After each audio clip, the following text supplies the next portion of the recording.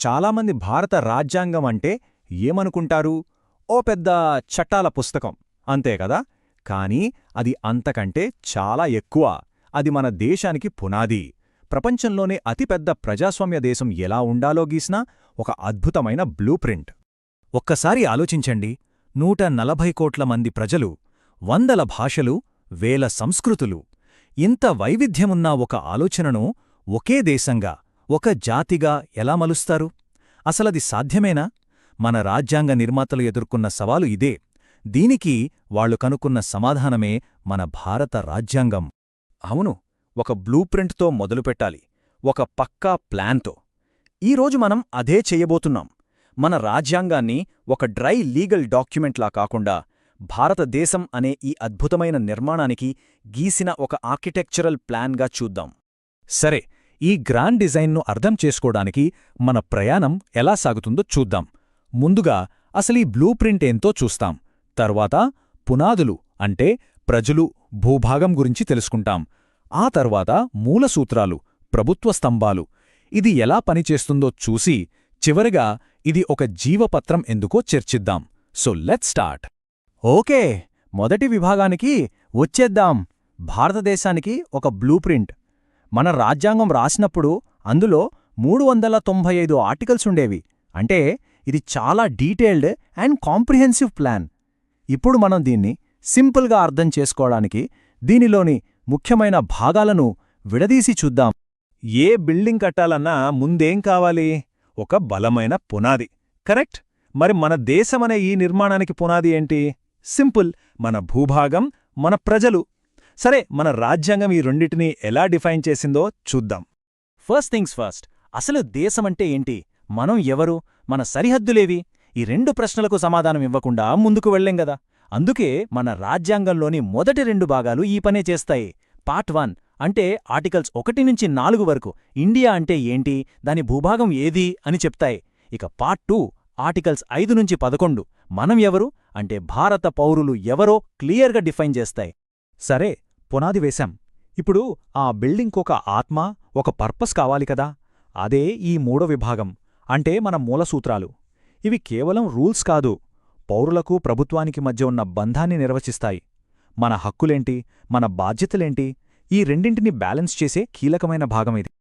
ఇది ఒక రకంగా ఒక ఒప్పందం లాంటిది, ఒక డీల్. ఒకవైపు ప్రభుత్వం మనకు కొన్ని ప్రాథమిక హక్కులు ఇస్తానని ప్రామిస్ చేస్తోంది. ఇవి పార్ట్ 3లో ఉంటాయి. చట్టం ముందు అందరూ సమానం, మనకు మాట్లాడే స్వేచ్ఛ ఉంది, జీవించే హక్కు ఉంది, ఇలాంటివి. మరోవైపు పౌరులుగా మనం కూడా దేశం పట్ల కొన్ని బాధ్యతలు నెరవేరుస్తామని ప్రతిజ్ఞ చెయ్యాలి. ఇవి మన ప్రాథమిక విధులు. ఈ రెండూ కలిస్తేనే మన ప్రజాస్వామ్యం బలంగా ఉంటుంది. It's a two way street. హక్కులు, విధులు సరే, మరి ఆదేశిక సూత్రాలు ఏంటి?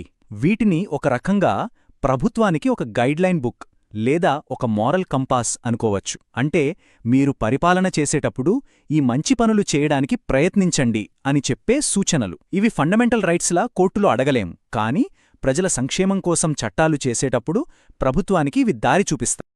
ఓకే, పునాది వేశాం, ఫిలాసఫీ సెట్ చేశాం. ఇప్పుడు అసలు స్ట్రక్చర్ కట్టాలి. దేశాన్ని నడిపించే ప్రభుత్వం అనే ఆ నిర్మాణాన్ని మోసే ప్రధానమైన స్తంభాలేంటో చూద్దాం. మనది ఫెడరల్ సిస్టమ్. అంటే మనకు 2 స్థాయిలలో ప్రభుత్వం ఉంటుంది. ఒకటి సెంట్రల్ లెవెల్లో, ఇంకోటి స్టేట్ లెవెల్లో. ఈ టేబుల్ చూస్తే చాలా క్లియర్గా అర్థమవుతుంది. చట్టాలు చేసే లెజిస్లేచర్, వాటిని అమలు చేసే ఎగ్జిక్యూటివ్, న్యాయాన్ని కాపాడే జ్యుడిషియరీ. ఈ 3 విభాగాలు సెంటర్లోనూ ఉంటాయి, స్టేట్స్లోనూ ఉంటాయి. చూశారా ఎంత పక్కగా పవర్ను డివైడ్ చేశారో? అధికారాల విభజన. ఇదే మన డెమోక్రసీకి గుండెకాయ. ఓ పెద్ద బిల్డింగ్ కట్టేశాం, కానీ లోపల ప్లంబింగ్, వైరింగ్, కరెంటు ఇవన్నీ సరిగ్గా లేకపోతే అది పనికిరాదు కదా. ఈ 5వ విభాగం సరిగ్గా అలాంటిదే. దేశం అనే ఈ మెషినరీ రోజువారీగా సజావుగా నడవడానికి కావలసిన నట్స్ అండ్ బోల్ట్స్ అన్నీ ఇక్కడే ఉంటాయి. చూడండి, ఇక్కడ కొన్ని ముఖ్యమైన సిస్టమ్స్ ఉన్నాయి. పార్ట్ 11లో సెంటర్, స్టేట్స్ ఎలా కలిసి పనిచేయాలో రూల్స్ ఉంటాయి. పార్ట్ 12 దేశం డబ్బు, ఆస్తుల వ్యవహారాలు చూస్తుంది. ఇక మనందరికీ తెలిసిన ఎలక్షన్స్, వాటిని ఫ్రీ అండ్ ఫేర్గా జరిపించే ఎలక్షన్ కమిషన్ గురించి చెప్పేది పార్ట్ 15. మరి దేశానికి ఏదన్నా పెద్ద ప్రమాదం వస్తే అప్పుడేం చేయాలో ఎమర్జెన్సీ ప్రొవిజన్స్ అంటే పార్ట్ 18 చెప్తుంది. సో బేసిక్గా దేశం రన్ అవ్వడానికి కావలసిన ఆపరేటింగ్ సిస్టమ్ ఇది. ఇప్పటివరకు మనం చూసిందంతా అద్భుతం. కాని మన రాజ్యాంగ నిర్మాతల గొప్పదనం ఇంకొక చోట ఉంది. వాళ్ళు దీన్ని ఒక రాయిమీద చెక్కిన శాసనంలా చేయలేదు. కాదు, వాళ్ళు దీన్ని ఒక జీవపత్రంగా, అంటే కాలంతో పాటు పెరిగే, మారే ఒక లివింగ్ డాక్యుమెంట్గా తయారుచేశారు. అది వాళ్ల అదెలా సాధ్యం? ఆర్టికల్ 368 ద్వారా. ఇదే ఆ మ్యాజిక్ కీ. ఇది పార్లమెంటుకు రాజ్యాంగాన్ని సవరించే అధికారం ఇస్తుంది. ఒక్కసారి ఆలోచించండి. 70 ఏళ్ల క్రితం రాసిన రూల్స్ ఈ రోజుకు సరిపోకపోవచ్చు. అందుకే ఈ సవరణ అధికారం. దీనివల్లే మన రాజ్యాంగం ఇప్పటికే రెలవెంట్గా ఉంది, భవిష్యత్ తరాలకు కూడా దారి చూపిస్తుంది. డాక్టర్ బిఆర్ అంబేద్కర్ ఎంత అద్భుతంగా చెప్పారో చూడండి. రాజ్యాంగం కేవలం లాయర్ల డాక్యుమెంట్ కాదు, అది ఒక జీవన వాహనం. దాని ఆత్మ ఎప్పుడూ ఆ కాలానికి తగ్గట్టుగా ఉంటుంది. ఇంతకంటే గొప్పగా ఈ కాన్సెప్ట్ను ఎవ్వరూ చెప్పలేరేమో. సో మన ముందున్నది ఒక అద్భుతమైన బ్లూ ప్రింట్.